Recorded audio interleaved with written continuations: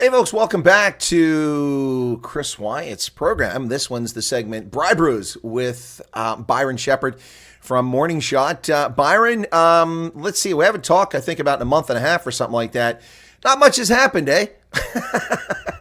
No, you've got a new king.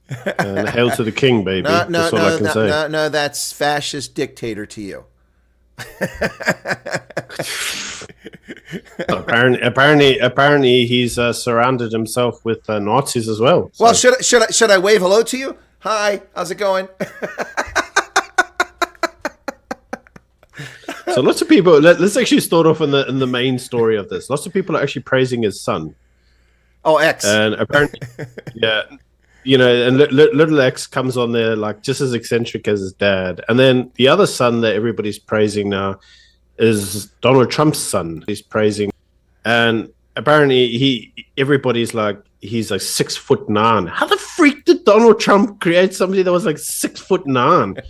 Anyway, apparently this guy's like a massive giant, and there's all these memes on the internet where people have like made him super tall, so he looks like, you know, like a mecha giant walking into everything. It's actually quite funny. But lots of people are saying that he could be the next future king of the United States. What do you think of that? Well, we'll see. It's a long way to go for the 18-year-old Baron Trump. A long way to go, but he's certainly got he's got the looks, he's got the demeanor for an 18-year-old. We'll see how he does in life, but I think down the road he'll definitely do something impressive, whether it's to be a multi-trillionaire, you know, business entrepreneur or a politician. We'll see. But Trump is back. He's back, baby, and America's back. Oh yeah, and the left is melting down. It's the best part of it. And you know what? All I do is win, no matter what. Money on my head, my hands go up, and they stay there. And they stay there. Up. Oh, man. It's a new day in America and the world. It is a bright, sunny day. The clouds cannot come. It is amazing. I have got here a list of Trump executive orders, his proclamations, and his actions from the first 6 hours. It's insane. We'll see what happens. The left has already, started the resistance. They already filed a lawsuit on a federal holiday. They went to a federal court. I don't know how you file a lawsuit on a federal holiday at a federal court, but they already sued Doge minutes after Trump was sworn in. It's comical. The left is fighting back like the cancer that they are. Yeah. So let's start having the important conversation. So what's this going to mean for South Africa? Are you asking me, or did you want to say? I'll tell you what it's going to mean for South Africa. All right. So I want to hear what you think before I say what I think. Okay. All right. Well, wait a second. This is my segment. Anyway, no, but seriously. So I just finished a video which I published moments ago as we were going live, in it talking about the 100 billion rand transformation fund, the racist policy that Parks Towers dreamed up. And in that, at the end, I talked about, the sheriff is back, the return of the Mac. And here's the thing. South Africa is on dangerous ground, truly dangerous ground. Trump is called a racist, which of course he's not. He doesn't really tolerate racist. And this is clearly racist. And Elon Musk ties to South Africa. It won't take long for Musk to go, hey, Don, look at this nonsense. The last time in his administration, a lot of South Africans had a lot of hope that Trump would intervene and do something to help South Africans, particularly white South Africans, especially Afrikaners. Trump will save us. Trump will do. I told people, don't expect anything from Trump. This time around, it's a different story. Trump is very clearly focused on America. And if you're not on board with Team America, then you're on the outside. And not only is South Africa on the outside, but it's acting actively against the interests of the United States. And it is no longer eligible for the Africa Growth and Opportunity Act, which I've been saying since they introduced expropriation with compensation in 2017. But now, not only is it expropriation with compensation, now they're putting proposals forward that are blatantly racist. And this is in violation of the AGOA Act, which is up for renewal. And I think it'll get renewed by Congress and signed by Trump because it's an easy win from a public relations standpoint and access and influence in Africa. It doesn't cost us any money, really.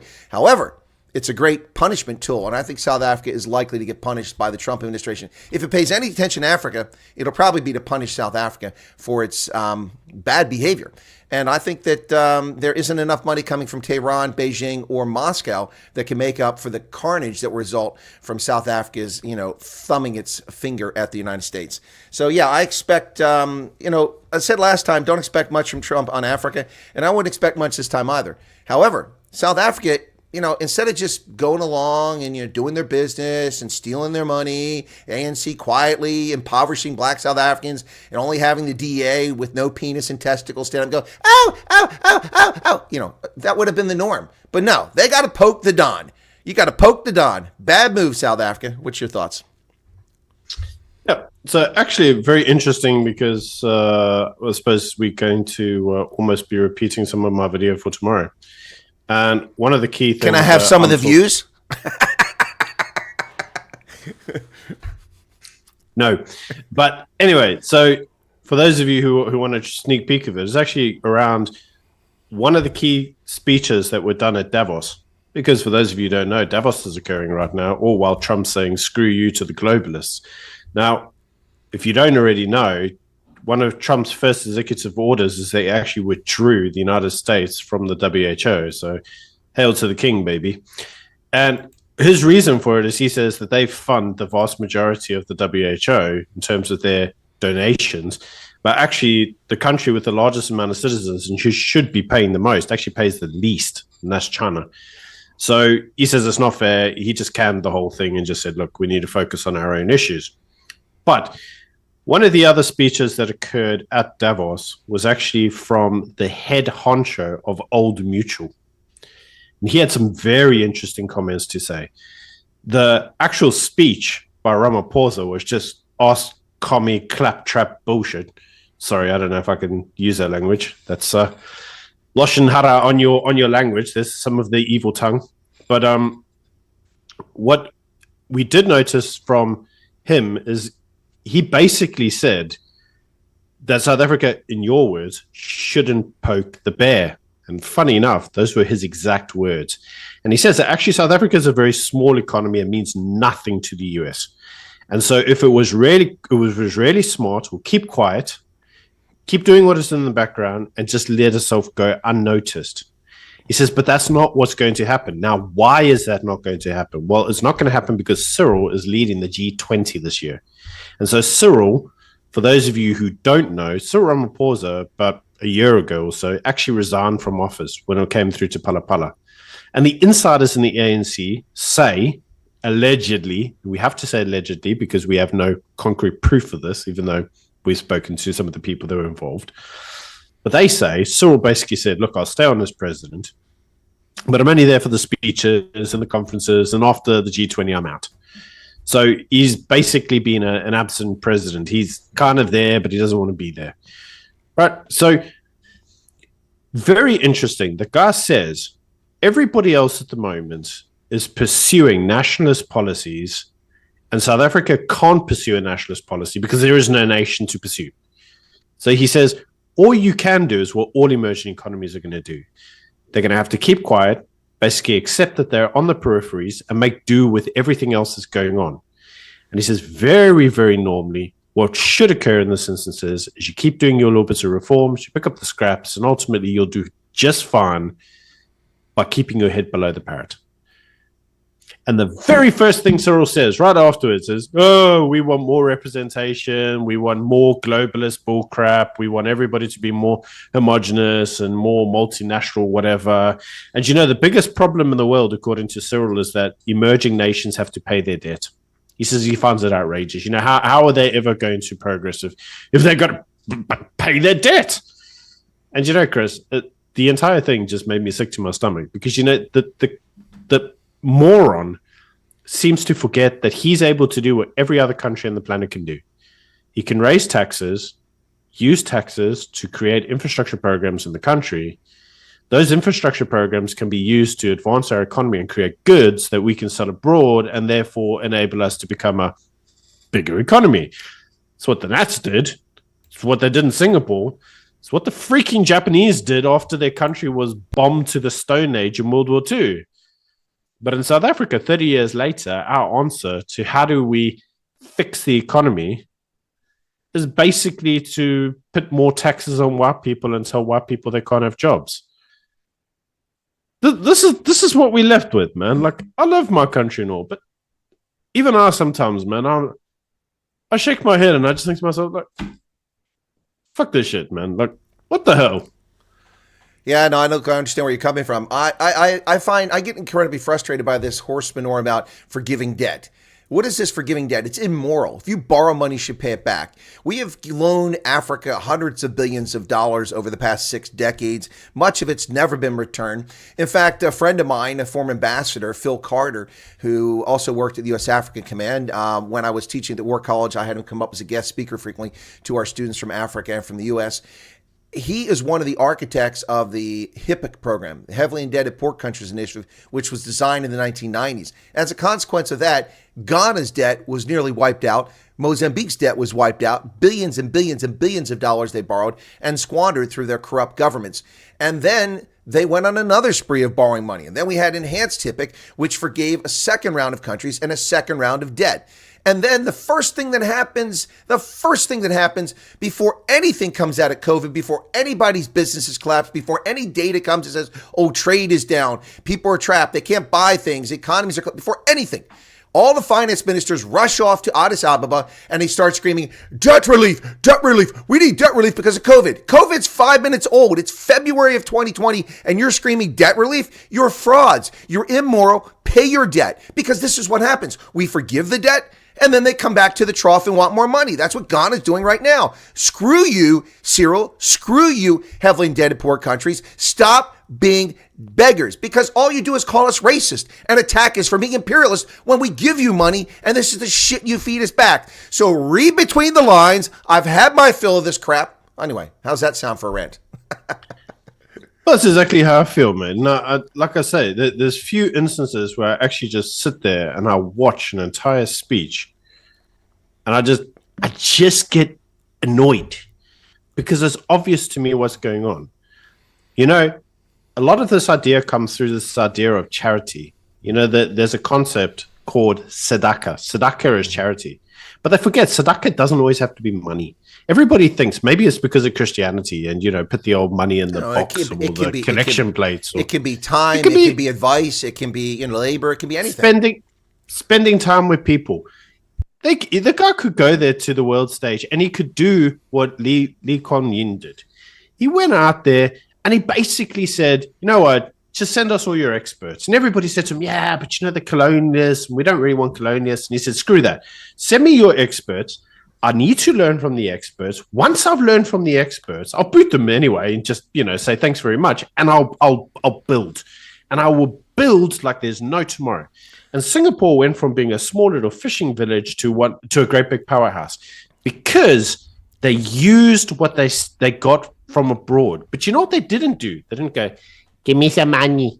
Give me some money. I want the money. Africa's been having money for the last 100 years, and it's still a shithole. Yep. So where's all the money gone, bud? And we know where the money's gone to. It's gone to Johnny Walker Black Label. Johnny Walker Black Label's done fantastic. Patron. You know, Johnny Walker's done fantastic on all the aid to Africa. Breitling but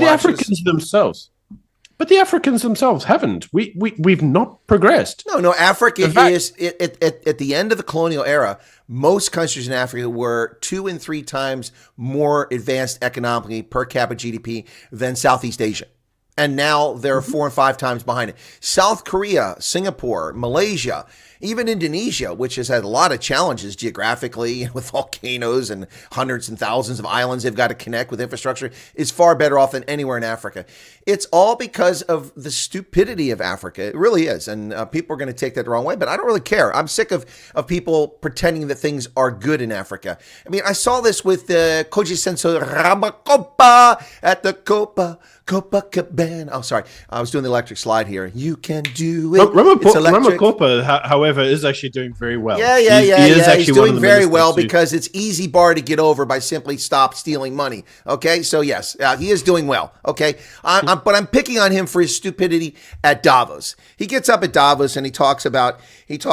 Now I lost my train of thought there. What was he talking about at Davos? God bless it. Anyway, but that's why I was doing the dance there. He gets up at Davos and he talks about. yeah, that's what it was. He said at Davos that, elections and, we had some minor tensions in Mozambique. Minor tensions, 24 people were murdered by security forces. And the country is in flames right now. Minor tensions. Oh, by the way, that's on top of a stolen election in Namibia and repeatedly stolen elections in Zimbabwe. Even in 2008, they stole elections so poorly that everybody knew they lost. And they even lost, and they still wouldn't give up the presidency, even though Mugabe lost. Look, and on top of that, we have military coup d'etats, which Africans are praising. They're cheering on Niger and Burkina Faso and Mali, where military dictatorships have overthrown democratically elected governments.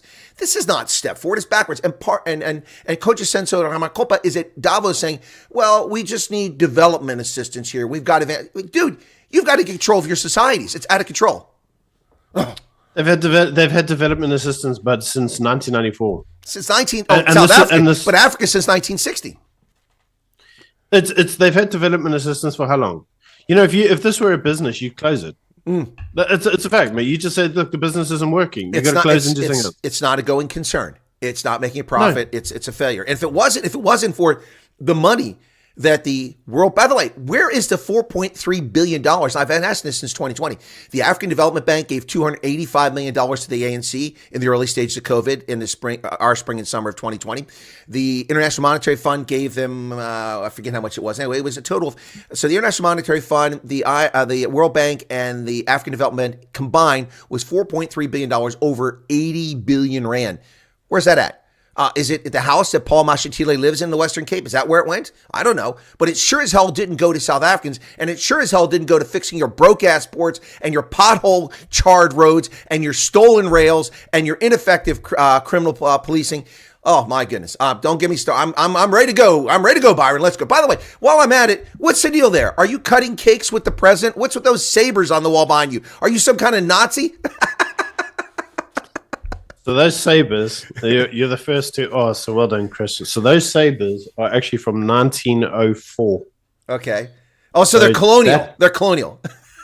Damn freaking right, they're colonial. So that's a British rapier from a cavalry soldier from World War One. Okay. And underneath there, you see the metal pieces. Obviously, the sword scabbard, and underneath there is his bayonet for his 303 rifle. That is a hell of a bayonet. That's longer than ours. Ours are only about this long. Yeah, wow. Yeah, that was actually the bayonet for the charging. And then the other one there, the leather one, is obviously the parade scabbard. Mm-hmm. And there on the side there is obviously the piece for the bayonet. But yeah, so that's actually a World War One heirloom. I got it on auction. Oh, that's pretty cool. That's pretty cool. Yeah. All right. Yeah. Anyway, so we're ranting about this stuff, but I mean, look, your video tomorrow, I'm going to have to watch it now, and so I can steal some ideas and maybe get a few viewers. But a big problem that we have. So actually, wait a second. One of my viewers from Washington State just said, "Break glass in case of diversity." Right, there you go. He gets it. He gets it. Sorry, go ahead. You were going to say shout out to who? Okay, so shout out to Chris. Chris actually mentioned something in South Africa, and we can talk about that very briefly. And it's actually around steel smelters. So he says we're doing so well economically, we're closing our steel smelters. No, we're not closing our steel smelters. We're closing the last steel smelter. Correct. Okay, it's the last one. Now there was actually another one. There was actually another one before, which actually got taken into an SEO, state-owned enterprise, and lo and behold, they bankrupted the freaking thing because they're useless. So there was actually a state-owned one that could have now, done what the Nats did, and that's they had their own state one just in case. And we don't have one because we bankrupted. So it is actually now the final one. Now they are what they call mini smelters around, and the mini smelters are actually what's causing the problem because the mini smelters basically smelt steel from, let's just call it scrap metal. Mm-hmm. And so when you go around the country and you see the light poles cut down and the lamp poles cut down, that's where they go. All that stuff, they all go into those steel plants. But the problem is that's those little mini smelters, when they create the steel itself isn't actually of a certified grade. Right. It doesn't have the tensile strength that proper steel has. That's right. And when they need when they use that steel for certain forms of construction, like railways or infrastructure, or even cars, like certain hard kind of pressurized parts of your cars, like the front springs or the tension springs, the actual steel needs to be like top notch because you're certifying it. It has to be stamped with a certification. The problem is the mini smelters can't do that because the actual steel quality that they're getting is basically bullshit. I mean, it looks like it's normal, but the actual quality is crap. So, but the problem is that a lot of the people that will buy steel from the smelters, they'll go to the CAC steel. So as Hendo says, CAC steel, I like that. They go to the CAC steel because they only need CAC steel for, say, I don't know, a fork. Enough. Like, so the actual steel smelter that creates the proper stuff is suffering economically. Now, on top of that, there are other issues, and some of those issues are actually around things like representations, trade unions, and obviously all the bullshit that the government gives it, and the BE, and the kickback, and the 3% for this, and this, and this.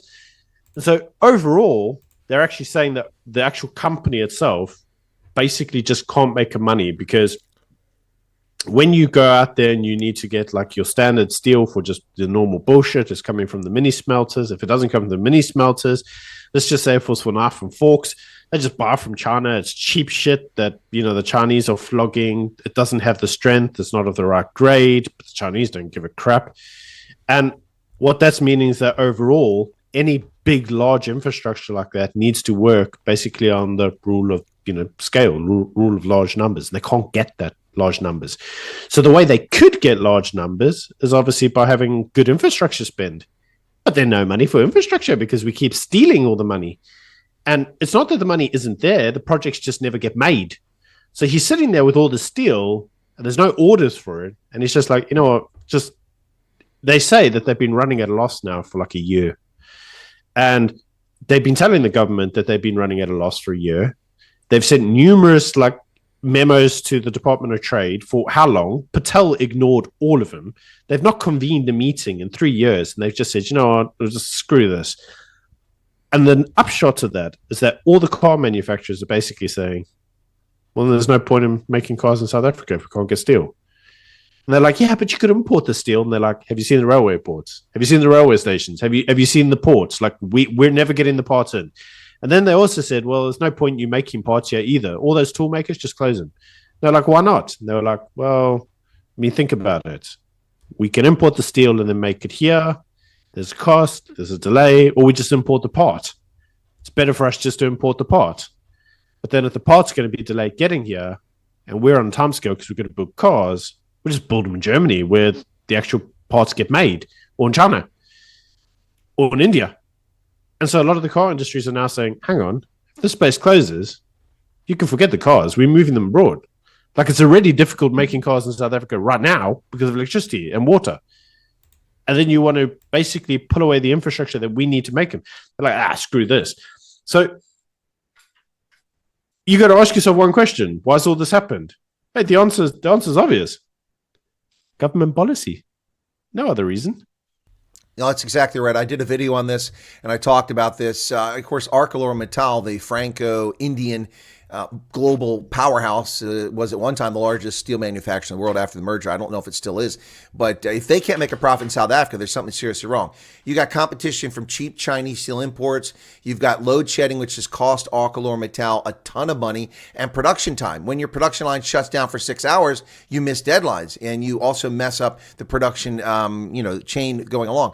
The unavailability of Transnet, the unreliability. You can't get the coke that they need in to stoke the boilers for this. You can't get the iron that needs to come in to make the steel because the rails are broken and you have to ship it by truck, which drives the cost up. And it's insane. And then you've also got the other issue that South Africa's economy has stopped consuming steel. Steel consumption is down considerably, by a third over the last 10 years. And to correct something you said there, they've actually not made money in several years. They warned the government over a year ago that they were a loss-making venture. They needed to have government intervention, needed protection from Chinese imports. But they've been losing money since at least 2019. This has been a problem for a long time. They're not shutting all their operations down, but basically they're shutting down steel production. And it's a consequence of the ANC's macroeconomic policies, which are driven by racial revenge and cater advantage, not common sense and South Africa's well-being. Yes, very much so. And the entire thing is regrettable, to use the political language. The entire thing is regrettable, and it's regrettable because Cyril himself says the only way to actually grow the economy is to have forms of infrastructure built. Now, Chris, there's a basic way that you build economies, and it's been something that the Brits have known since 1940, right? There's two things that you need. Number one, you need a big labor force. And so what you have to do is you have to give incentives to families to have big Muslim families. That's what the Afrikaners did way back when. You need to have big families because big families allows you to create more people in your country who can be economically active.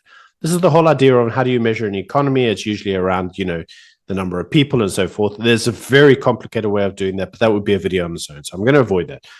The second thing is that you spend money on infrastructure, basic infrastructure that supports the families that you grow. The basic infrastructure has a triple effect into the families. Those families then use that to educate kids. Kids then become adventurous. They become entrepreneurs in their own rights. And so they create stuff and they create manufacturing industries and so forth and so forth. It's a trickle effect, right? Here's the problem we have in South Africa. Number one, the only people that are having large families are people who can't afford them. So the people never get educated. The people that can afford to educate the kids never stay, they leave. Anybody who gets any form of skill leaves. So what you are left with is you're left with the people in South Africa who have no knowledge, no skills, and no education. They're effectively the ideal test studies, the ideal test cases of idiocracy. That's what you're left with. You're left with idiocracy.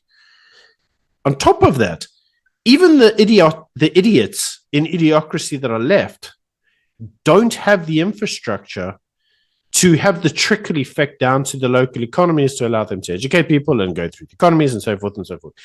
Why? Well, because whenever anything gets spent, whenever any form of money is paid, the money never, ever reaches the intended goal. It enriches a local cadre. The cadre spends the money never goes into the infrastructure, and the money never trickles into the economy. And their answer to all of this is, well, let's just do it all again tomorrow. Maybe we'll have, a different effect. Now, Einstein didn't say this, but it's a quote that's often attributed to him, and that is that the definition of insanity is doing the same thing over and over again, expecting different results. And that's exactly what our economy is. And our government. Insane. Because they keep doing the same things over and over again. Now, we can talk about all the macroeconomic policies and all the specifics, and we can get really specific if you want. We can spend the next hour doing that. But at the end of the day, the Brits have known since 1940 that there's two main things you need. Large families that are educated and infrastructure to support the families. We don't have any. We don't have either. The large families that are educated left. There's no infrastructure. What do you think is going to happen? And then you go, well, where's the economic growth? It's never, ever going to happen. Ever. No, we've seen this before. We saw this even let's go to the Russian Empire. The pogroms chased many of the talented Jews out of Russia, and the extreme poverty drove those who had education out, and a lot of the aristocrats had to flee because of the communist revolution, or they'd be executed. And a lot of the human capital disappeared, and the Soviet Union struggled mightily, despite the American press and leftist lunatics falsely reporting on the great Soviet Union in the 1930s. People were starving in Ukraine during the Holodomor, and people were being executed with bullets to the back of the brain pan because you couldn't run that country except through fear and intimidation. And you're right, what you're left with in South Africa is an unworkable, unfunctioning economy. But this all comes back to the bottom line. The cadres don't care. As long as they can feast like locusts on the economy or the carcass economy, they don't care. If they wreck a BMW, they just get another one. They don't care. It's like the Saudis. They never did maintenance. They never put oil in the car back in the 70s. They're like, oh, we have this money. We buy these cars. They drive Cadillacs around, then they just seize up and they go, and another one is delivered an hour later from the dealership. It's insanity. Meanwhile, the population suffers.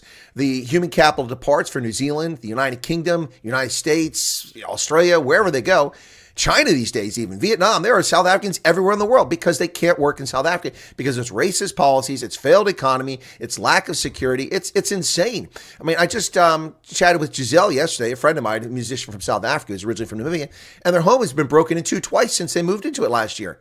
This is insanity. And that's just one case. I have never had my home broken into anywhere in the world, and I've lived in 16 countries, including most of them in Africa, and never had my home broken into.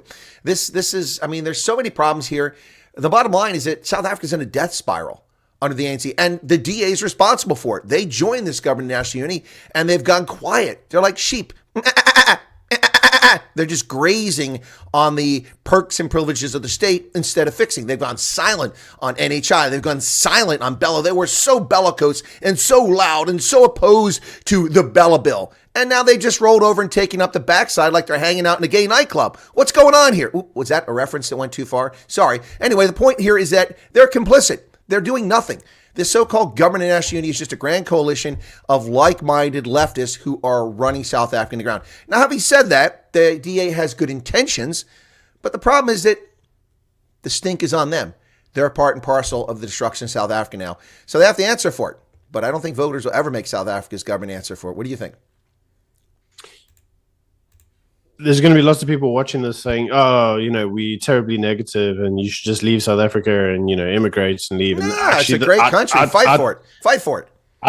I don't believe that to be the case. I think that in order to diagnose an illness or in order to treat an illness, you need to diagnose it first. So we need to understand what the issues are. Mm-hmm. But you see, there are other perks of being in South Africa. Land is cheap.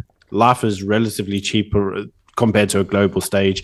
You can go to Australia, but you'll never buy a house. You'll never actually amount to anything because the cost of living there is just so horrendous. Well, and you also have to deal, Australia has ridiculous censorship rules. I mean, you make gestures like the wave I made earlier. You go to prison for that. And on top of that, it's woke, it's out of control. Worse. And it's being inundated and flooded. It'll soon be a minority European-based population. They're going to be a minority here in a few decades because of the mass illegal immigration from Asia. They're not far from it. They're not far from it. So, and that's actually true. In many cities now in Australia, the Caucasian, if you want to call it that, is now like 56% of the population. It's a huge decline. Sounds like England. Leicester has only 36% white folks. Only 36% of Leicester's population is English. It's an English city, historic English city. And the list goes on. Go to London. My goodness, the high street, there's almost no European-based people, no Brits there. I feel like I'm in Riyadh when I walk down the street. And that's probably because you are. That's not an attack on Saudis or Islam or Muslims or Arabs. That's a statement that this is London. This is the United Kingdom. Where are the Brits? They're non-existent. They're minority almost everywhere except in the rural bastions of the United Kingdom, which of course are called racist when they vote for Brexit. But they voted for Brexit not because of Arabs or Congolese flooding in the country, but because of Poles flooding into the country. That's got their attention 25 years ago. Yeah, look, it's insane. You're a minority in your own country. So where do you go for refuge? Look, I can go back to Germany or Ireland in theory because I have origins there. I don't have any legal claim to it, but there's a place for me to go back to. People say leave America. But where do the Germans go when their German homeland is overrun by people and they're forced? I mean, you see, even Japan now, we have these people demanding Sharia law be applied in Japan openly. I saw that. Yeah. It's insane. Absolutely insane. One of the most homogenous countries in the world. Why should they follow Japanese holidays? They're Muslim. They don't want their kids to have that. You're like, you're fucking Japan, dude. If you don't like it, like, fuck off and go back to the... You know, there's a country that's like all for you, right? And it's got Pakistan. All of your people with your origins. Pakistan, yeah. Yeah. You know, and it's like that they tend to want to forget that, but that's not... They don't want to forget that. It's a form of conquest. It is. That's exactly. Well, in fact, there's a social media thing out today. This Muslim woman in Germany waving her German passport. Ha, ha, ha, I've worked in the system. See, I've got it now, and I'm having lots of kids, and we are colonizing your country.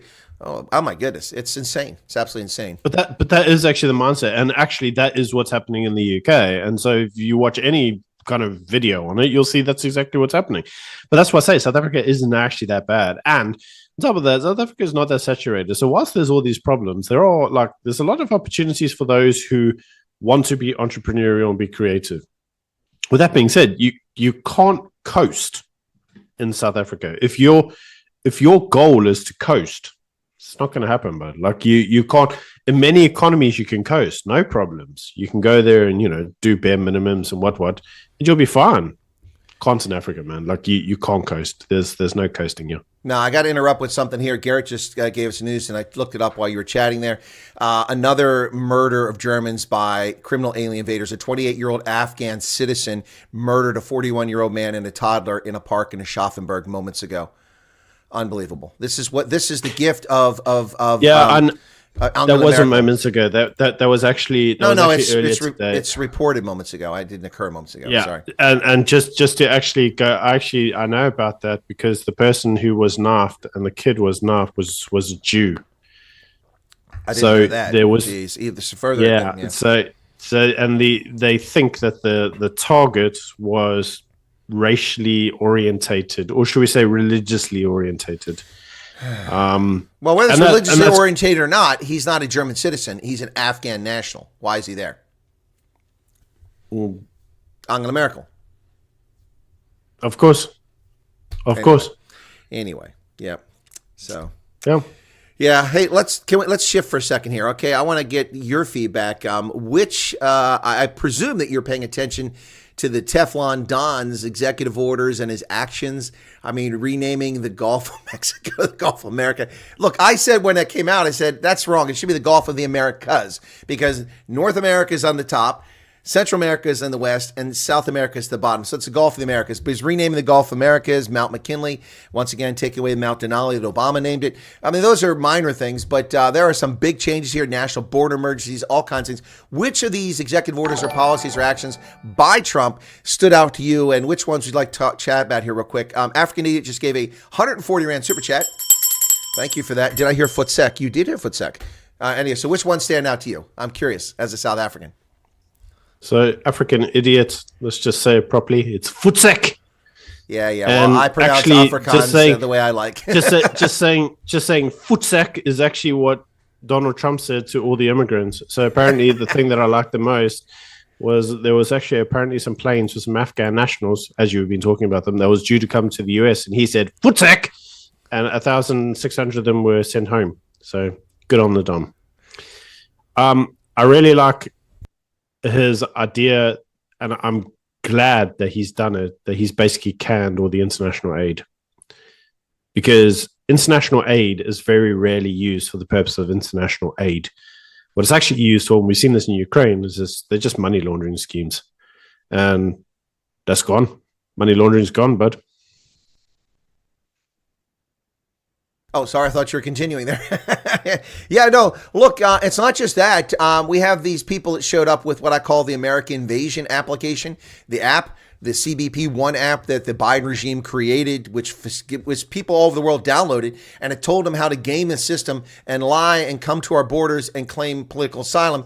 I mean, people were coming to the border from Mexico, and there was a report, they were denied entry on Monday after Trump signed the executive order. Like, but we have an appointment tomorrow on CBP-1. Like, there is no CBP-1. But we've waited 11 months. Who cares? You're in Mexico. Obviously, you're not being murdered there at the border. Move to that part of Mexico. It's 1,000 miles long, and it's got plenty of space where there's no threat to you. You have no legitimate basis whatsoever to come to America under asylum standards and norms that are accepted internationally. This destination shopping bullshit of picking America over your first safe haven ends now. You want asylum from Iraq, then you go to Turkey. If you want asylum from Haiti, then you go to Jamaica. If you want asylum from Mexico, there's no reason for it. Stay there. Yes. So the next thing that I really liked from Donald Trump is that he said that he would end the debate. And everybody was like, oh, what debate was that? He said, it's only two genders. Only two genders. No more than that. Just only two genders. And I love it. He said, DI, we will no longer be doing the DI. The DI has been going on for too long. We will be ending the DEI. So what I love about that is that Donald Trump's reintroduced science to the leftist science deniers who live in a fantasy world that X and Y chromosomes don't matter. Charmaine Hussein just gave a 14 Rand super chat. And the DA is gaslighting their voters into complacency. Well, that's probably true. We can get back to that in a moment. But yeah, no, he reintroduced science to the leftist hate wankers who have been denying science for years. By the way, speaking of denying science, The New Scientist, a British publication, which you may be familiar with, I read it not religiously, but I used to, ran a story this week about pine trees at several thousand feet of elevation in the Rocky Mountains. Wait. What? Was it racist? No, it wasn't racist. No, but it's about climate change, you know, and they fail to mention, because they talk about these pine trees, these white bark pine trees, which don't grow at that altitude, 180 meters above where they've traditional tree line. Yet the glaciers retreated because of climate change, and now the trees are exposed. But they're like, but how can these trees be here? Well, because 5,900 years ago, the planet was a lot warmer than it is today. And carbon dioxide levels were higher 5,900 years ago. So what happened in intervening 5,900 years? Anyway, Donald Trump is reintroducing science to the leftists, and I love it. It's a cudgel. We can beat them over the head with all the nonsense they've come up with. Look, woke isn't dead, but it's wounded. And like a wounded animal, they're most dangerous when they're wounded. Matthew Dixon just gave 14 Rand, says, drill, baby, drill. Yeah, that's coming. That's coming. We are going to drill. The Arctic National Wildlife Refuge is open now. Anwar, something they've been shutting down for 3 decades, is now open to exploration, and it's full of oil. I can't wait. And the Alaska pipeline's right there. So we don't have to build a pipeline. It's all in place. Looking forward to it. It's going to be exciting. New times. So let's go on to the one of the next things that I really enjoyed with Donald Trump. So that was actually his response to the old leftist loony that gave him. I don't know if you've seen the clip of the church that he had to go to following I've seen it. The National Cathedral. They should never let this idiot in there. And she's like, let us first talk about the worries of the people. And you're like, okay, cool. Worries, yeah. Let's talk about it. I'm listening. Okay.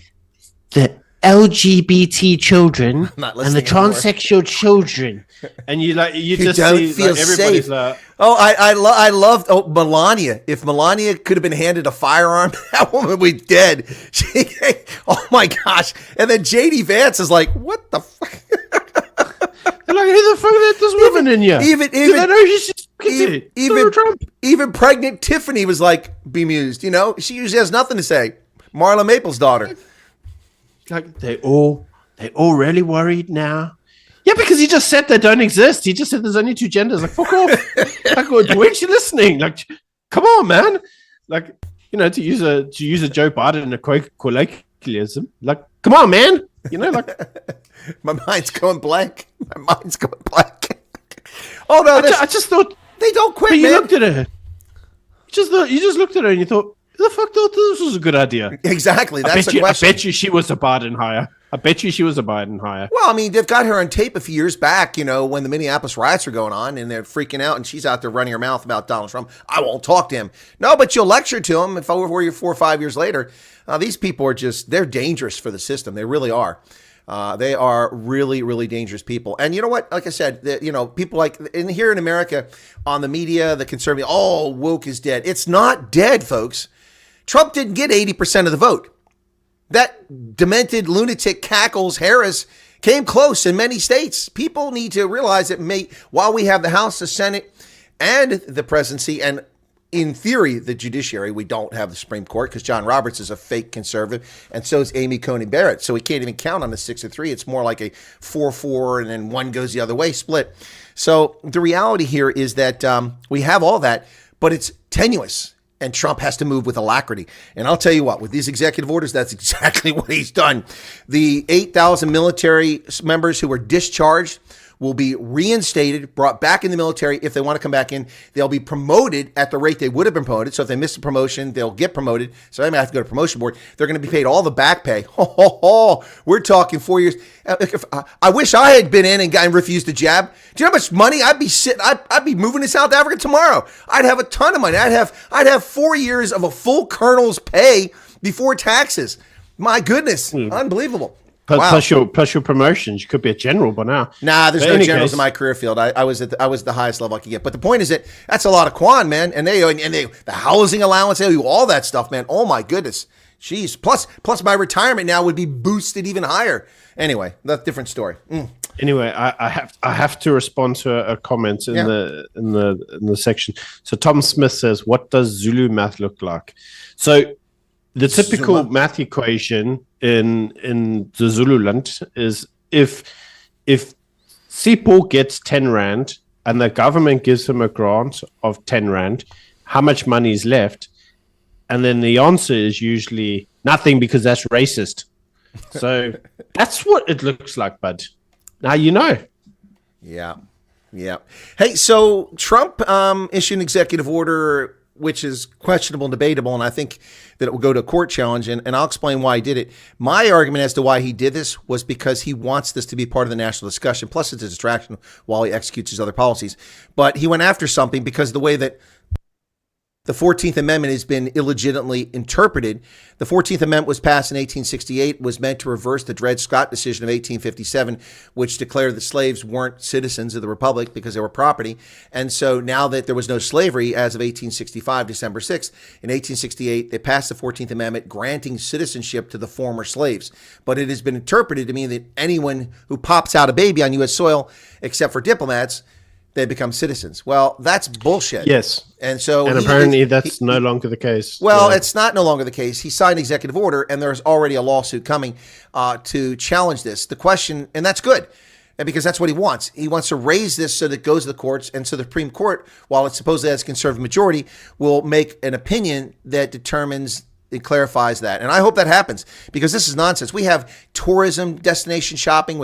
We've had over 500,000 Chinese babies born in California in the past decade, only because we foolishly let them come over here when they're 8 months pregnant and drop their babies and claim a passport. And we see this all the time. I remember when I was teaching at War College, one of my students, a Nigerian, said, "Oh, yeah," he's talking about his brother, and he said his brother's kids are Americans. I said, "Oh, I didn't know your brother lived in America." "Oh, he doesn't." "Oh, he used to live in America." "Oh, he never lived here." "What do you mean never lived here?" "Oh, every time his wife was pregnant, she'd come over on vacation her 8th month of pregnancy, and the baby would be born here. So they've got American passports." So what we've got now is people who are not American citizens who grew up in Nigeria and are part of the shit politics of Nigeria. And what happens is they get involved in the shit there, and then they get in trouble, and they run to the U.S. Embassy and ask for assistance as American citizens and involve us in domestic affairs for someone that's not an American citizen with fake American citizenship. That's just one example. And it's insanity of the highest order. It needs to be addressed, and I'm so glad Trump did it. I don't care how much they whine about it, how much they say he's imperial, he's a dictator. He's not.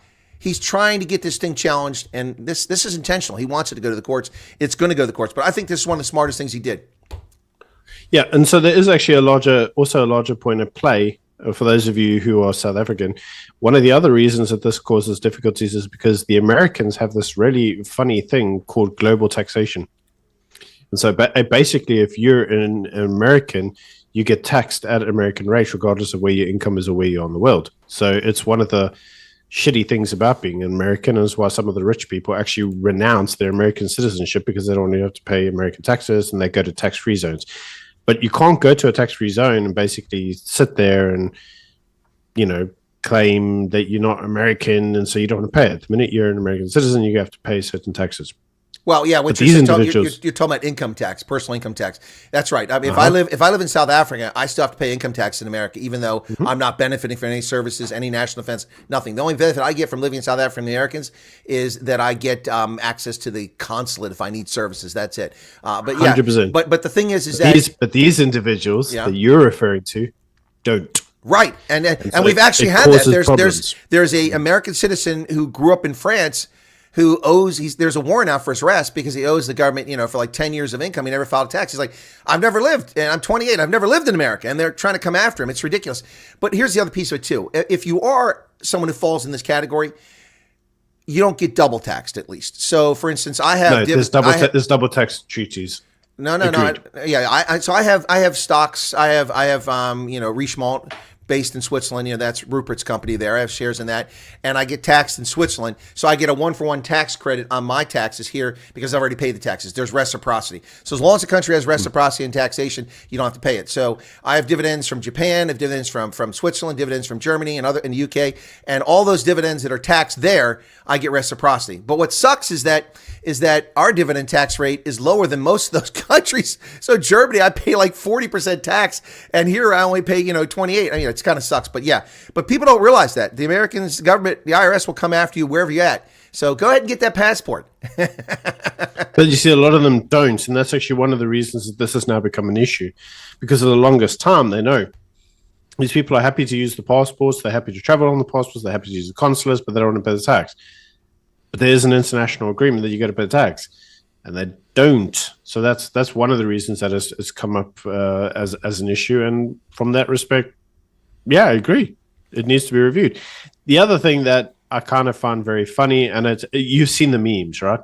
So you've seen the meme where the Pakistani guy goes to Britain, and then he's like wearing his full turban and his his hats and whatever else, and he says, I was born in Britain, therefore I'm British. And then you see the white guy goes and he's like dressed in the Chinese thing, and he's like, I was born in China, therefore I'm Chinese. And you immediately know that like the answer is like, no, you're not. Well, there is actually a degree of truth in that, right? Well, yeah, but this goes back to identity, and this is why I say that dual citizenship is bullshit. You can't owe fealty to two nation states. I don't accept that. I'm not a German American. I'm not an Irish American. I'm not a Norwegian American. I'm an American, and that's where my fealty is, to one state. That's not. I mean, all these people. You have passports for destination shopping. That's what this is all about. So, I mean, the reason that those Nigerians want those American passports is so when they arrive in London, which is where they go frequently, they won't be treated like crap because they have a Nigerian passport. They'll be treated like, because they're an American, but they're not an American, and it's annoying. And we've allowed this to go on for too long. Hopefully Trump can get us back on the right path and start fixing this nonsense, because you're not an American. You're not an Englishman unless you're English. Being born in the United Kingdom of Nigerian parents does not make you English. It might make you a British national with a British passport, but it does not make you Irish, Scots, Welsh, Cornish, or Manx, or English. That's specific. Now, if you knock boots with someone from Nigeria and you're Manx, your offspring can be considered Manx because they have Manx origin and Manx DNA. But this nonsense, I get this all the time. Oh, no, but I'm British. Like, you're bullshit. You're not. I'm English. You're not English. You're not English. What's his name there? It plays Mario Itoja is not English. He plays for England. He's not English. He's West African. He may be a British national, but he's not English, and he plays for England. You know who else is not an Englishman? Who's that? Sadiq Khan. He's the mayor of London. Yep. There's nothing about him that's freaking English. In fact, he hates everything that the English stand for. Exactly. He wants London to be basically a Pakistani caliphate where they have Sharia law, and he even allows people to do the call of prayer on Tower Bridge. Like, well, he's done everything he can in his power to destroy. I mean, London from Boris Johnson's time till now it's like going back to the Middle Ages. Yeah, the Middle Ages, if it got conquered by Salah ad-Din, then yes, I agree. Well, Jerusalem was conquered by Salah ad-Din and Accra and all the rest of that area eventually.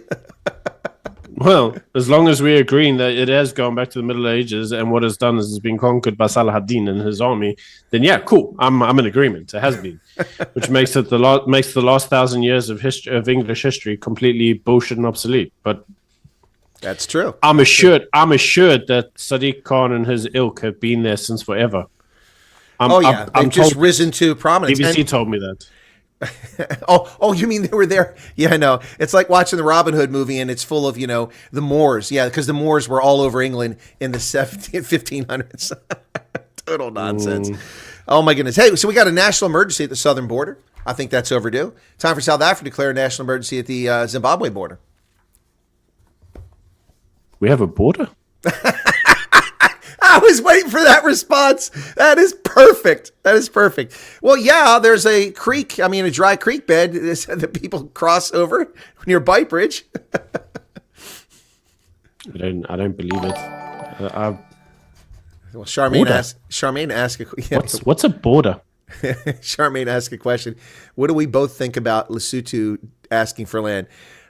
Well, this is was it come up again? I did a video on this. I did okay. a video on this, and I support Lesotho in getting back the land. They must get back the land because, according to them, half of South Africa belongs to them. Well, it was conquered by other people, and they want it back. Well, I would argue that there is part of Lesotho that is in the Free State, but that's about the extent of it. The rest of it's BS. I support Lesotho's claim. I think we should give them back the land. Well, I think, let's be honest, I think we could give them the land, but worse than the ANC. We'll keep the Golden Gate Park and Clarence as a bubble. They can have the rest of it. They didn't want that. They wanted like Gauteng in the Free State. And I was like, yeah, man, it's yours. Take it. I mean, look, fully a third of the Free State was where the Basotho were, that were, part of Mishweshwe's kingdom. But when he amalgamated, but they were pushed back. I mean, they fought, 3-4 wars with the Boers in the 1850s and thereabouts, and they got pushed back. Have you been talking to my friend, the Crown Prince? No. Which Crown Prince? There's so many royal houses in South Africa. Which Crown Prince is that? So Adil Nchabalanga. He's the future king of the. And he'll never be king because he don't want to be king. He says the kingdom's a bit backwater. But anyway, he is supposed to be the future king if he ever decides to be, maybe on his deathbed, of the Bapedi people. Wow. And his great grandfathers actually owned all of the Free State, and he loves to tell people about it. So you should get him on your podcast. You'll have fun. He'll tell you for hours about which king got killed by who and how they stole the land.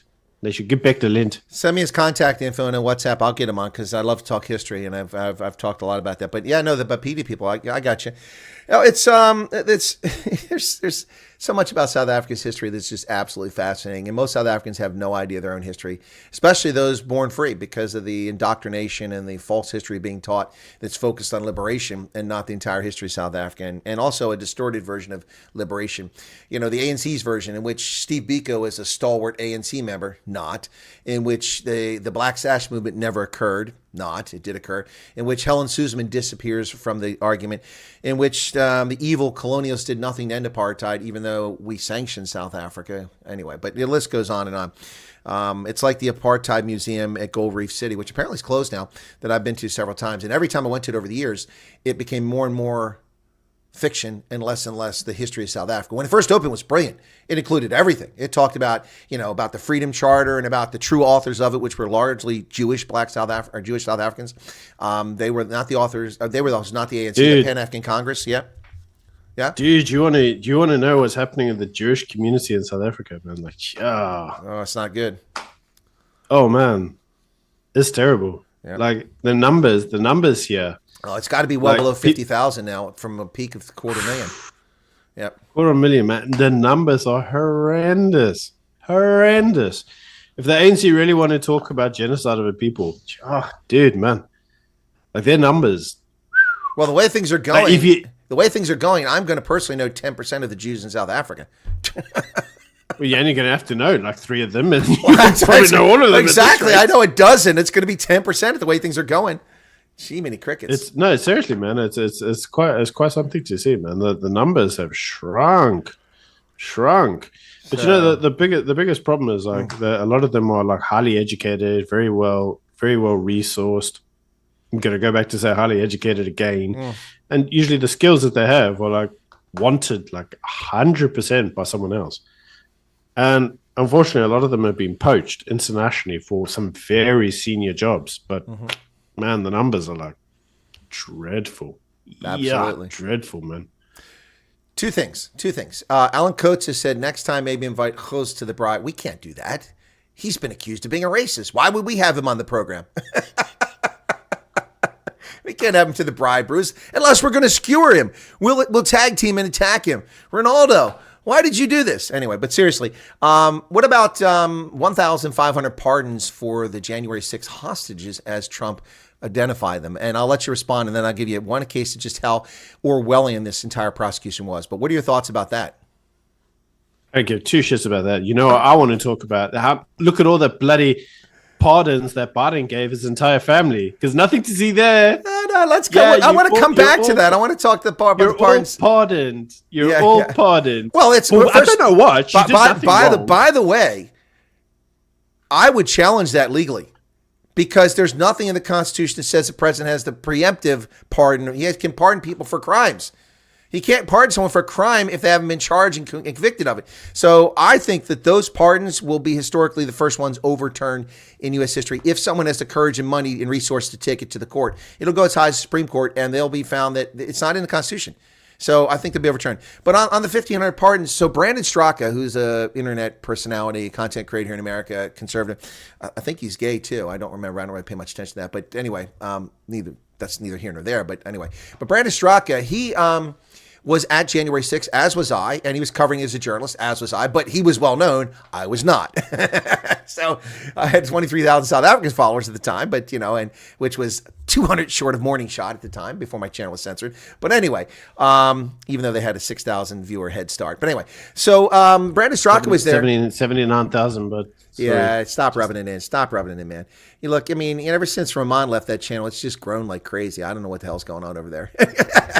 I don't know. Apparently, people like me more than him. I know, but remember all being a racist. Remember all the bitching in the beginning? Oh my gosh, you're getting all these nasty comments. I'm like, just relax, man. People are just being turds. It'll go, and it's going great. So congratulations on that. But you're headed to that 100,000 mark, and I'm still hovering at 20,000. But 20,000 dedicated loyal viewers. So we're happy with that. If you're not a viewer, please hit the subscription button. It doesn't cost you anything but a moment of your time. By the way, hit the like button.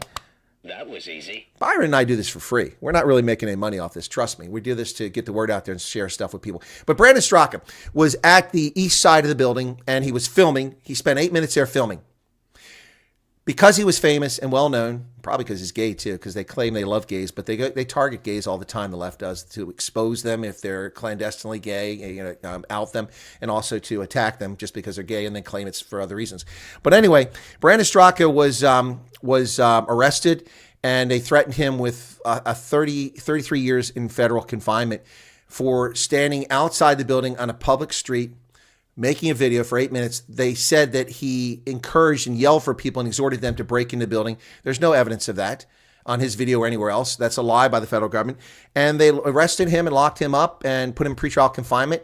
He had a hard time getting out on bail. And they came to him and threatened him. Eventually, he took a misdemeanor plea in which he agreed to state publicly that he did, in fact, encourage people to break in, that he illegally was on the grounds and so on and so forth. And he got a misdemeanor conviction. And so that's been overturned now. This is the sort of thing that's happened. The vast majority of the people, contrary to what CNN and New York Times are saying, violent felons are being let out. They beat the police. Most of these people didn't do anything. Some of them simply walked in the building and they went after them. Grandparents, elderly people, veterans.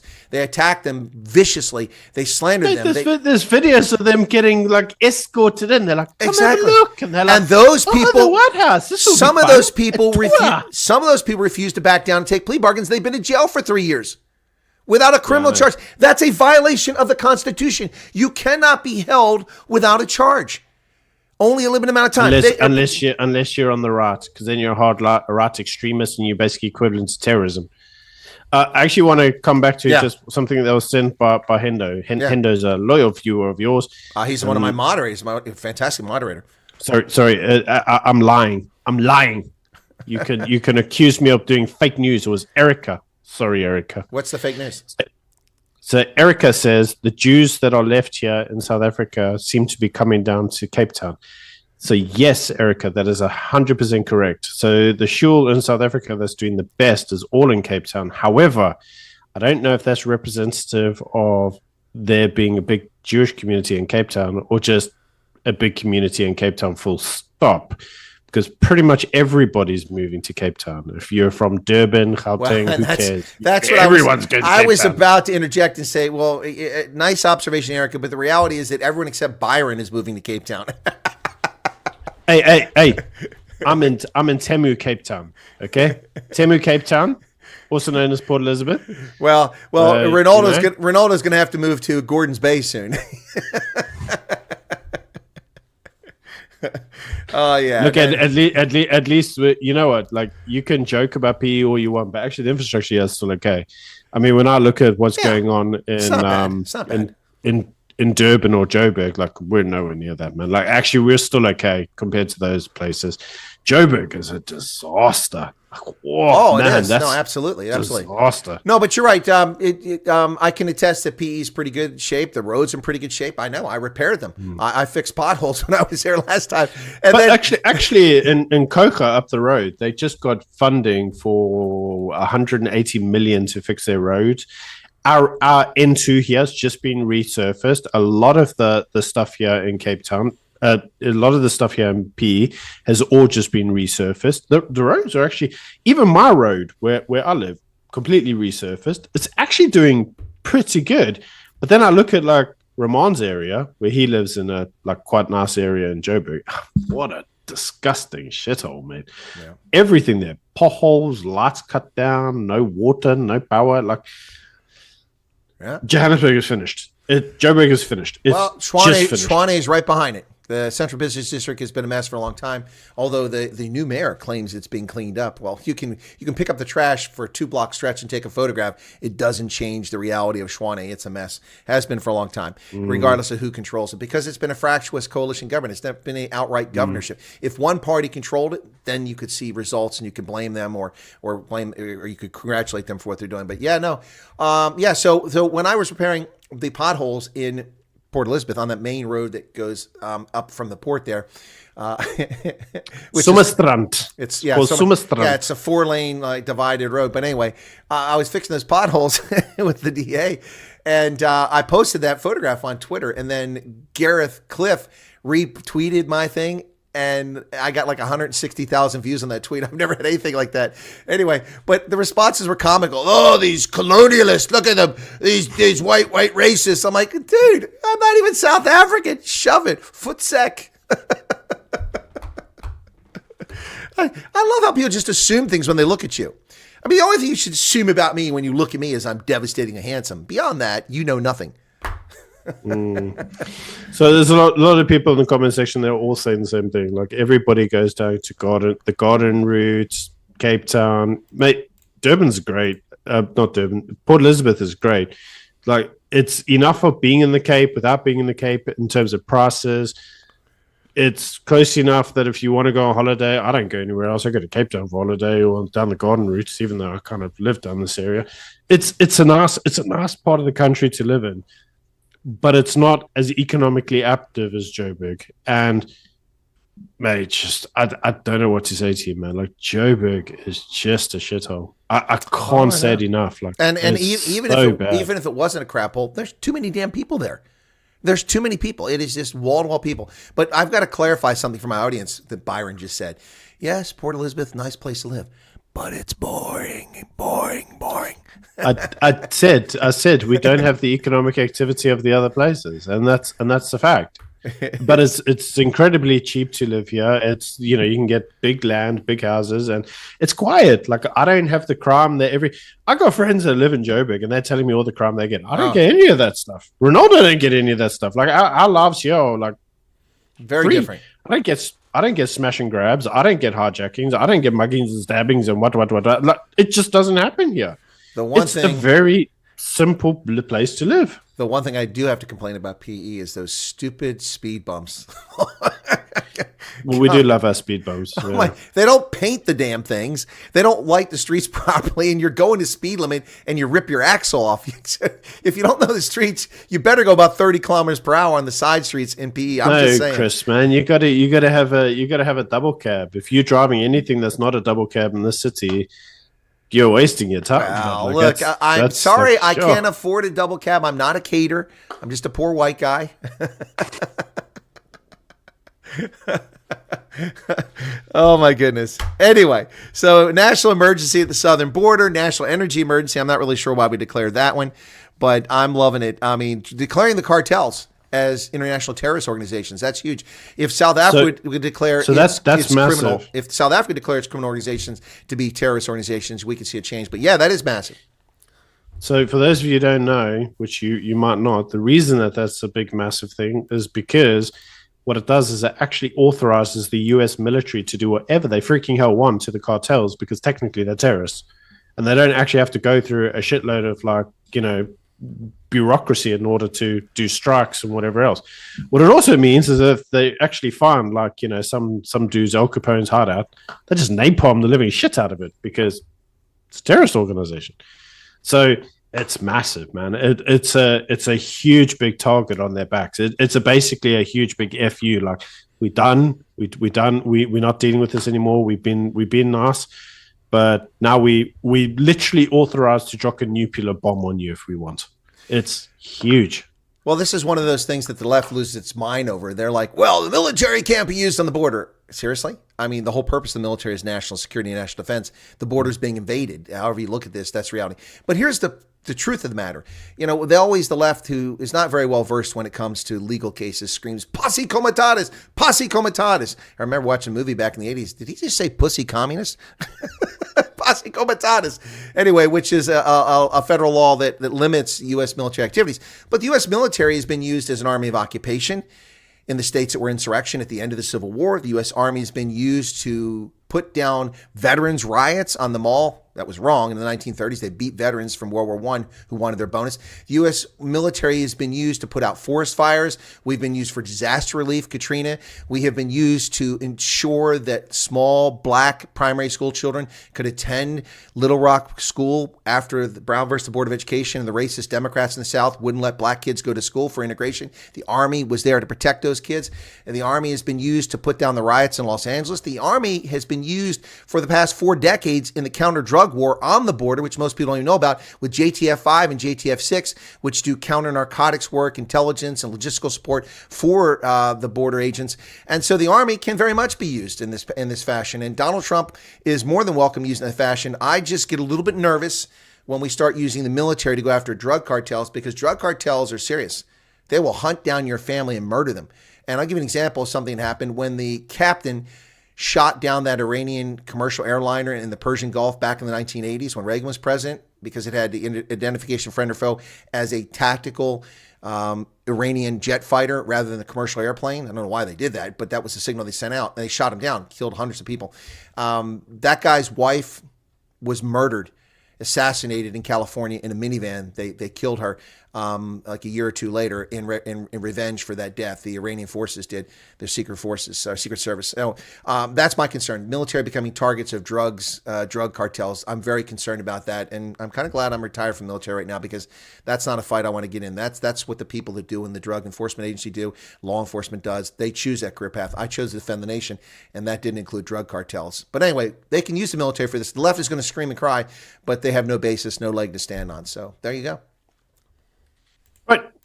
One last topic, and then I must go because, right, you know, it's getting late here in South Africa, and, you know, I also want to eat dinner and stuff, and, you know. Oh, you eat? I never get any food. I'm starving. Occasionally. Oh, Erica, you still living in a Mountain Totty? Actually, you used to live in a Mountain Totty. I went to. She's in Cape Town. She says, yeah. Charles, I still own my flat in Mountain Totty. Oh, owns. I thought you said still lives there. No, I thought she sold it. Okay. Yeah, so I actually I went to Kingsway High School, so yeah, I know the area. Anyway. Last topic I want to speak to you about before we go. So Trump managed to get a deal in Israel, prior to him even getting into office. He said, if I come into office on Monday and those hostages aren't back, I'm going to bomb your asses to the Stone Age. And amazingly, they were like, oh, this gives Trump to start the hostages back. So all of a sudden, they went home. What do you think of the deal? I'm not impressed by the deal. I'm impressed that, of course, the Trump effect is in effect. That's what's happening here. Same with the Bitcoin reaching all-time highs. Same with stock market, business confidence soaring, and a whole bunch of things taking place here. But I'm not impressed with the deal. I think that it gives too much to Hamas. I mean, the reason this slaughter took place on October 7th is because months prior, they released this scumbag terrorist from an Israeli prison. He went back to Gaza and then planned the final stages of an attack that he planned long before he'd been detained. So he launched that, which killed 1,200 people in horrific fashion. And, you know, these women coming back, God knows how often they've been raped and abused while they've been in custody for the past 18 months. So I'm not impressed with the deal, but something needs to be done. I am impressed with the Trump effect, and that's exactly why this happened. Just like when Reagan came in office, the American hostages were released from Tehran. on the eve because they knew Reagan was serious. And the same thing here. They know that Trump is serious. He will bomb them in the Stone Age. I mean, he targeted, what's that clown from Iran, blew him up there in when he was in Iraq, and he'll go after you. So I'm impressed that they realize that they better get their act together. And the same thing's going to happen in Ukraine.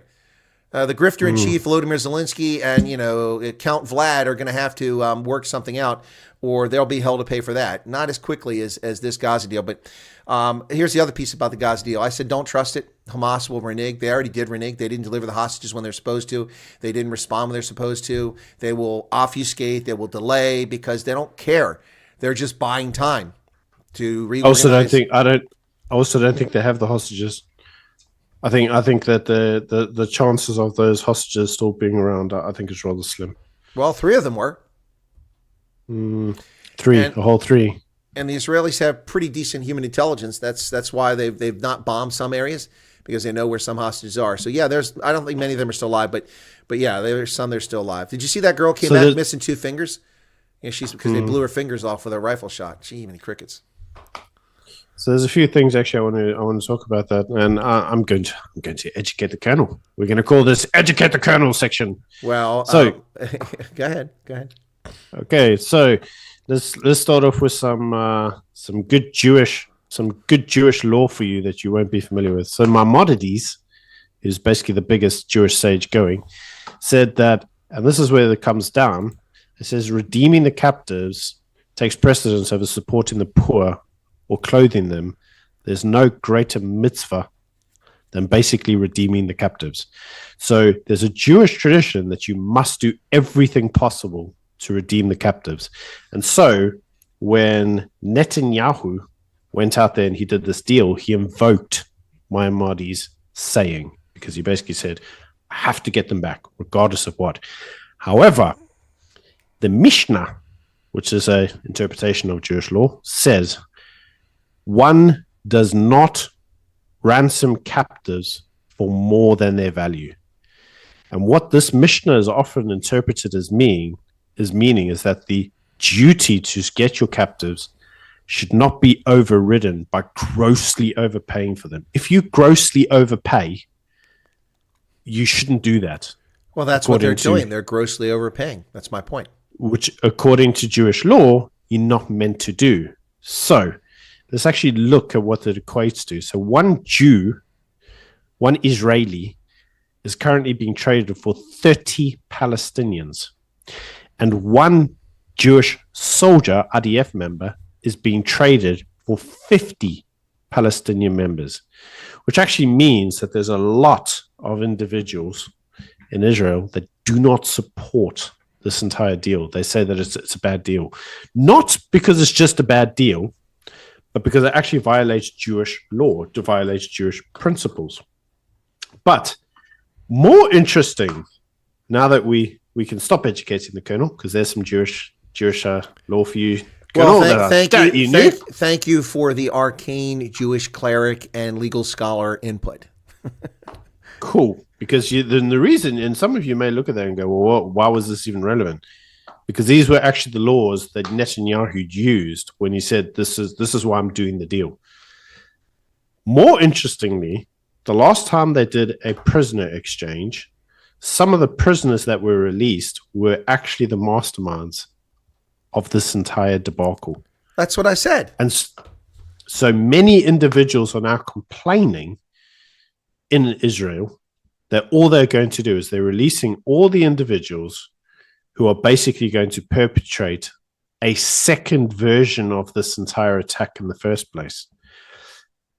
Now, Colonel, I'll ask you a simple question, because we both know Jeremy now, and Jeremy thinks that the entire thing was planned. Do you think that there's any truth in that? And do you think that maybe the reason that they're doing this entire thing is possibly to have a repeat event? What do you think? So sorry there, Byron. I received a phone call from someone who's a friend of mine who's nearly 90 years old, and I can't hear him on the other end. So please continue, and I'll come right back. Well, the idea behind this entire thing, and you can let me know, dear viewer, in the comment section. Some people are saying that basically it's the atrocities are being used in order to justify basically bombing the Palestinians into oblivion and back to the Stone Age, because they don't actually feel that the atrocities themselves were planned by Hamas as much as people attempt to suggest. At least that's what some of the conspiracy theorists are saying. So for there to be a repeat of October 7th, all you need to do is get the right-minded people in place. And by releasing all the individuals right now, the chances of a repeat are quite high. So the question is, do you subscribe to the conspiracy theory that this is actually basically allowing it? You're planting the seeds for a recurrence. What do you think of that, Chris? Again, I'm sorry I didn't hear a lot of that, but planting seeds for recurrence. I think the gist of what you're saying is that the perpetrators of this, many of them, the architects, were released in previous releases, which was my point about this, and that this is just going to lead to more death and destruction in the future. I think that's where you're going. I think that's wrong, and I think that the price being paid is too high, quite frankly. Just to be very clear, I'm not one of the individuals that believe any of this. I'm not a supporter of this type of line of reasoning. But when you see, which line of reasoning? That what I just said, or the other? No, the line of reasoning. So this actual line, I know you couldn't hear a lot of it because you were preoccupied there, but a lot of the line actually is being espoused by our good friend Jeremy, so Germ Warfare. And he's espousing a lot of this because he's interviewed a number of individuals that are basically, they think the entire thing was an inside job. And if you follow that line of logic, if you believe what he says or what he claims through his interviews and whoever else, then the argument is also being banned that the reason they're doing this deal is basically to perpetrate the October 7th again. You can have a recurrence of it, which then justifies them going in and basically renegating on their own deals and continuing to bomb, Palestine into the Stone Age, in order that they can basically, reclaim it as Samaria, which is, they say, their, ancestral land. That's the argument being made.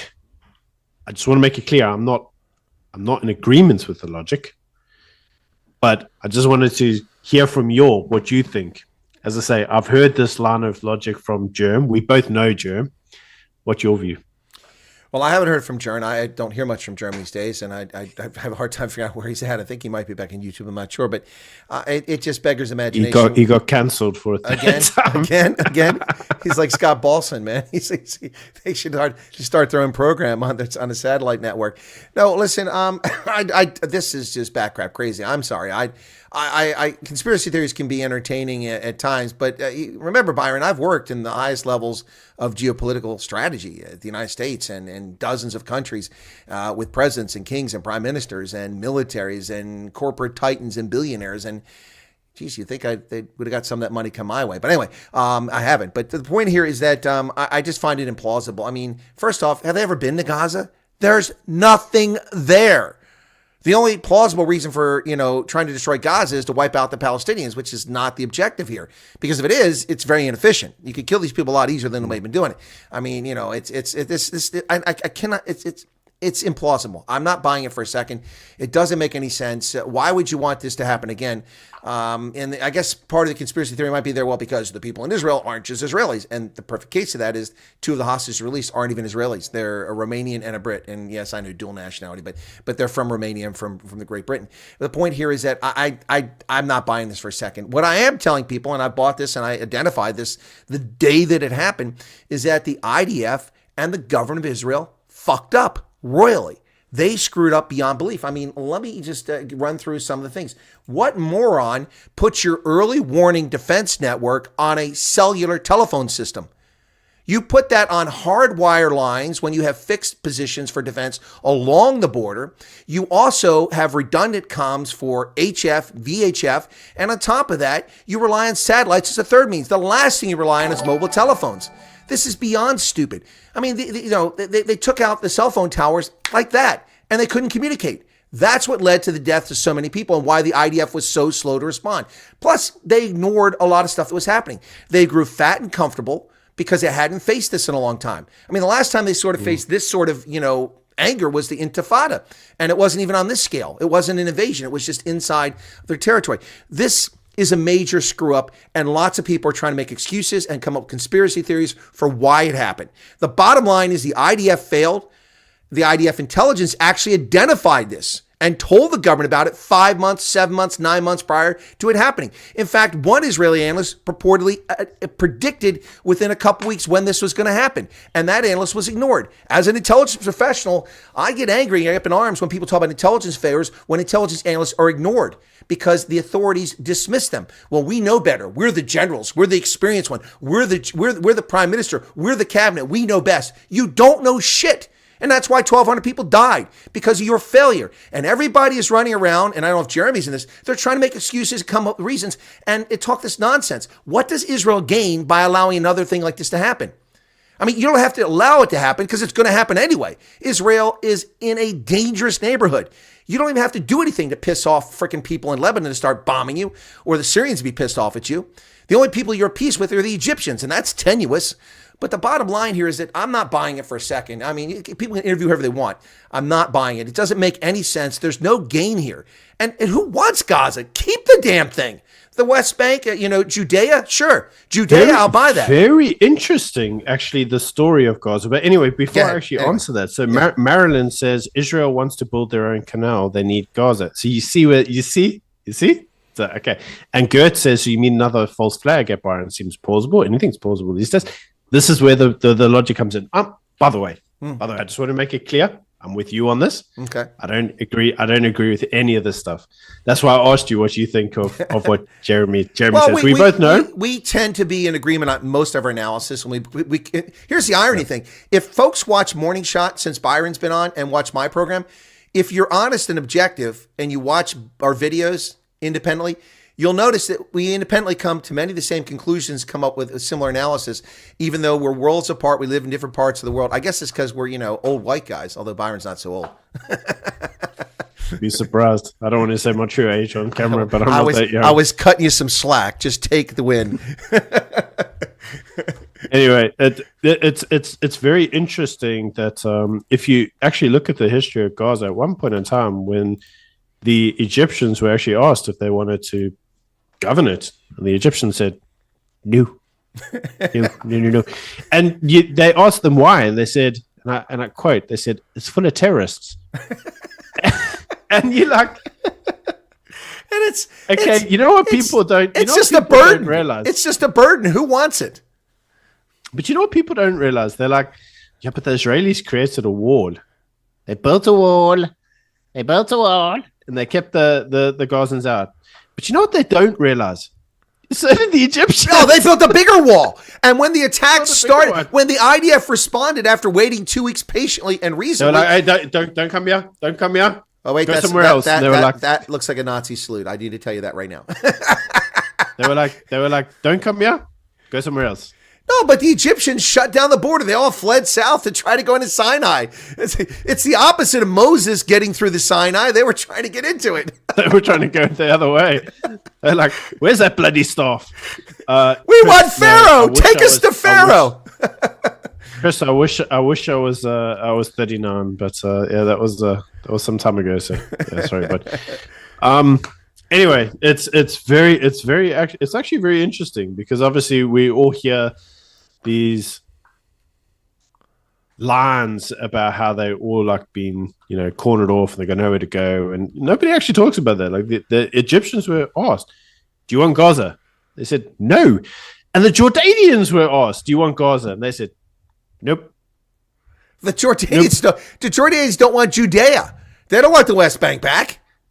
No, it's full of Palestinians.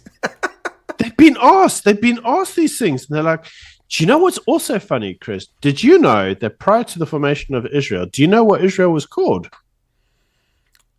What, the Palestinian Mandate? You're talking when? It's had different names so over time. Prior to the formation of Israel, it was called Palestine. Yes, and in the Ottoman Empire. Correct, and their passport used to say Palestine. However, very interesting. This is a true story. Please feel free to go look it up.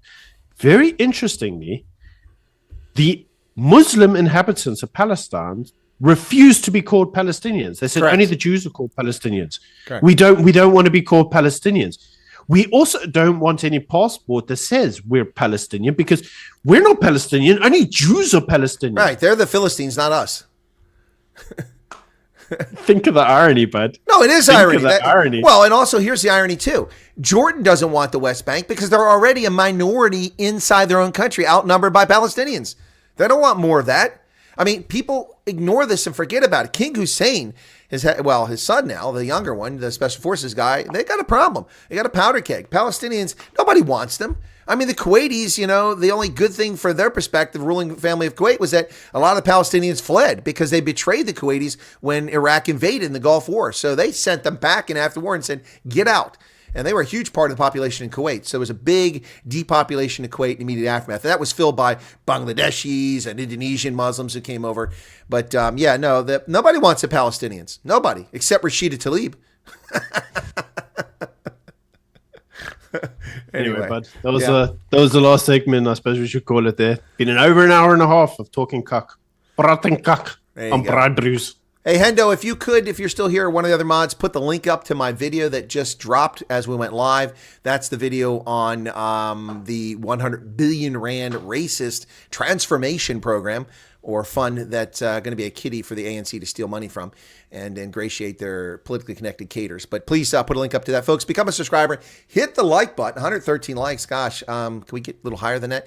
And thanks to everybody who's tuned in. And Byron, thanks once again. We haven't done this in a bit because of the holidays and all the stuff going on, but maybe it's time we get back in the swing of things. Thanks for coming on. I enjoyed the conversation, and I look forward to your video tomorrow. And if you haven't already, subscribe to Morning Shot, the best place for news analysis in South Africa. Well, I was getting to there, except for the fake news portion of that, the best place. I mean, I was going to recommend to people go subscribe to Morning Shot. You get your daily dose of, truth instead of fantasy. But the best place, I don't know if I can buy that. It's pretty good. But best, I think we're already there, right here. Cool, man. All right, man. Take it easy. All right, go cut Cheers. the cake with your sabers. I will do, man. Cheers. Cheers. Bye. All right, folks, that was Byron Shepherd, my co-host here on the program, which is, of course, we call this program The Braai Brews. Thank you for being here, Byron. Folks, please go check out my video. It's out now, and you feel free to leave your comments behind. I think you'll find it interesting. There's the link from Hendo. Thank you for posting that link, Hendo. And I'll catch you all later. Today's my Wednesday day. I've got radio program, The Common Sense Conservatives, tonight on WSMN. You can find that on WSMN.live, Live. You can listen anywhere in the world. Or if you want to watch it, you can go to my original channel at Real Chris Wyatt on YouTube. It'll be broadcast on there tonight, 7 p.m. Eastern Standard Time, which unfortunately for South Africans is 2 a.m. So not the best time. But if you're a night owl, you might want to listen. And we talk politics. And boy, we're going to have a lot to talk about tonight with Donald Trump and the retreat of the woke crowd. Let's see what happens tonight on the program. Otherwise, we'll see you guys right here tomorrow for the news. And Wednesdays with a Colonel with Ronaldo is tomorrow. It wasn't today. Ronaldo had a scheduling conflict. He's out playing cricket or something like that. So I guess he's the batsman. Anyway, so Ronaldo's out playing cricket. So we'll do that tomorrow. Anyway, thanks a lot, folks. Be sure to hit the like button, and I'll catch you all later on. God bless. Be safe out there. As Sila Ingubisi and now Concerned Citizen are always saying, don't trust the comrades. Well, you shouldn't trust the comrades. Commies are people you should never trust. They don't have your best interest at heart. But thanks for being here, and y'all take care. Cheers.